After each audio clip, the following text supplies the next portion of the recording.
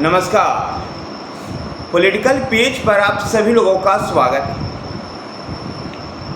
देश में एनपीएस की जगह न्यू पेंशन स्कीम्स की जगह ओपीएस ओल्ड पेंशन स्कीम्स को लेकर के राजनीति पिछले दिनों खूब हो रही।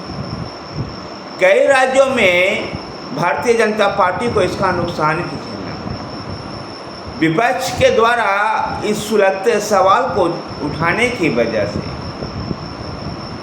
सरकारी कर्मचारियों का जो वर्ग था वो भारतीय जनता पार्टी से दूर जाने का भी प्रयास कर रहा। ऐसे में केंद्र की सरकार ने एक नई पेंशन स्कीम लेकर के आई, जिसमें कुछ एनपीएस के भी मामले शामिल होंगे तो कुछ ओपीएस जैसे बिंदुओं को भी रखा गया। इसको यूपीएस यूनिफाइड पेंशन स्कीम्स नाम दिया गया। मोटे तौर पर देखने का प्रयास हम करते हैं कि आखिर ओपीएस को छोड़ करके एनपीएस में क्यों आया गया और अब यूपीएस क्यों। दरअसल 2004 में जब अटल जी की सरकार थी और उसके बाद फिर मनमोहन सिंह की सरकार में इस बात पर गहन विचार विमर्श हुआ कि ओल्ड पेंशन स्कीम्स से सरकारी खजाने पर एक्स्ट्रा अतिरिक्त दबाव बढ़ रहा। इसलिए ओपीएस को ख़त्म करके ओल्ड पेंशन स्कीम्स को ख़त्म करके एक न्यू पेंशन स्कीम्स लाया गया, जिसको एनपीएस के नाम से जाना है। लेकिन चुनाव दर चुनाव विपक्ष लगातार ओपीएस को लेकर के एक सवाल उठा रहा था और सरकारी कर्मचारी वर्ग में भी इसको लेकर के दिलचस्पी बन रही थी। ऐसे में सरकार एक यूपीएस यूनिफाइड पेंशन स्कीम्स लेकर के आया है। एनपीएस के तहत सेवानिवृत्त कर्मचारी को भी यूपीएस स्वीकार करने का विकल्प दिया गया है। जो रिटायर भी हो चुके हैं, जो एनपीएस के तहत रिटायर हुए हैं, उनको भी यूपीएस स्वीकार करने का विकल्प है। तो कर्मचारियों पर कोई बोझ नहीं, सरकार अपना योगदान बढ़ाकर 18.5% कर रही है। इससे राज्य सरकारें के 90 लाख कर्मचारियों को भी फायदा हो सकता है और राज्य चाहे तो अपने कर्मचारियों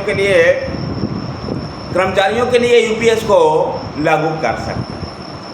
केंद्र सरकार के मंत्रिमंडल के इस फैसले से 23 लाख से केंद्र सरकार के जो सरकारी कर्मचारी हैं उनको सीधा फायदा पहुंचेगा।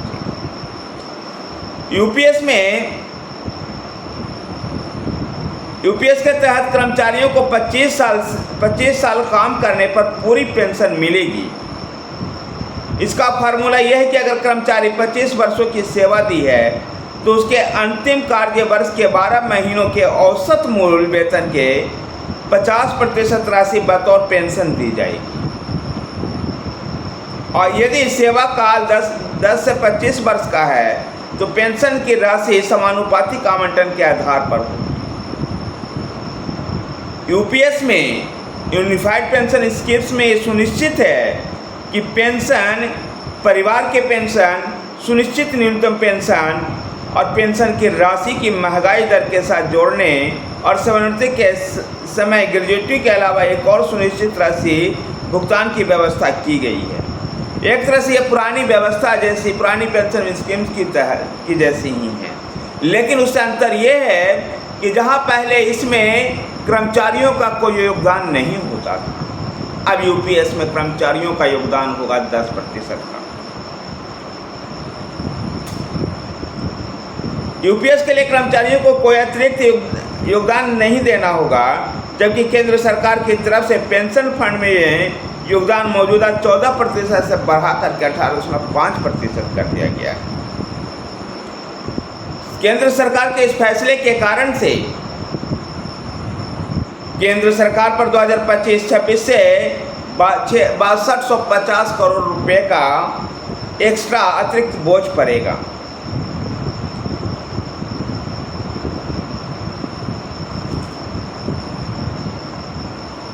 अगर इस यूपीएस की खास बातों की चर्चा करें तो इसमें यूपीएस में कर्मचारियों को सुनिश्चित पेंशन मिलेगी, जबकि एनपीएस में बाजार में निवेशित राशि के हिसाब से पेंशन पेंशन राशि मिलने की व्यवस्था थी।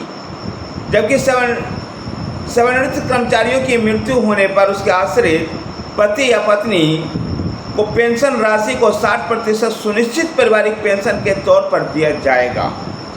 कर्मचारियों का कार्य वर्ष चाहे जितना भी हो, उसकी पेंशन की न्यूनतम राशि 10,000 रुपये से कम नहीं होगी। पेंशन की राशि महंगाई के सूचकांक से जोड़ करके, यानी खुदरा महंगाई दर बढ़ेगी तो पेंशन की राशि भी बढ़ेगी। महंगाई भत्ता के आधार पर पेंशन, पारिवारिक पेंशन और न्यूनतम पेंशन तीनों का निर्धारण होगा। सेवा में संपन्न हर 6 माह के लिए मूल वेतन की 10% राशि एक मुश्त मिलेगी, जो ग्रेजुएटी के अलावा होगी। मोटे तौर पर 30 वर्ष के सेवा के लिए 6 माह का वेतन अलग से सेवानिवृत्ति होने पर मिलेगा। ये प्रमुख मुद्दे हैं यूपीएस के। दरअसल पिछले कई चुनावों में ऐसा देखा गया था कि विपक्ष लगातार इसको मुद्दा बना रहा। आज भारतीय जनता पार्टी के नेतृत्व वाली केंद्र सरकार ने यूपीएस ला करके एक नया पेंशन स्कीम सामने रखा, और जिस प्रकार से जो एमपीएस के तहत रिटायर भी हुए सरकारी कर्मचारी पहले, वो भी चाहें तो यूपीएस को ले सकते हैं। इसमें जो प्रमुख जो बातें जैसा था कि न्यूनतम पेंशन की राशि को तय करना और एक सुनिश्चित पेंशन राशि, पारिवारिक पेंशन राशि को मिलना, ये महत्वपूर्ण था। जबकि एनपीएस में बाजार निवेशित था, कई बार ज़्यादा भी होता था तो बाजार के हिसाब से कई बार कम भी।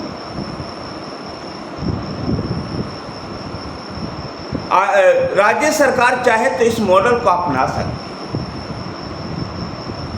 इससे राज्य सरकार के कर्मचारियों को भी फायदा मिलेगा।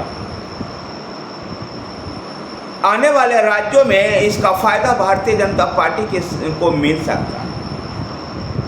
जिस प्रकार से जम्मू और कश्मीर और हरियाणा में भी चुनाव चल रहे हैं और कुछ ही महीने बाद महाराष्ट्र और झारखंड में चुनाव होंगे, तो इसका फायदा भारतीय जनता पार्टी इन राज्यों में ले सकती है और इसका फायदा मिलने की उम्मीद है।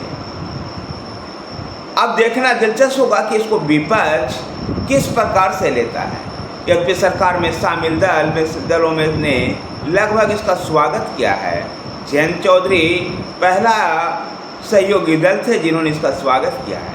उम्मीद की जानी चाहिए कि भारतीय जनता पार्टी के नेतृत्व वाली एनडीए सरकार में इस पर एक मत हो। धन्यवाद साथियों, वीडियो को लाइक कीजिए, शेयर कीजिए।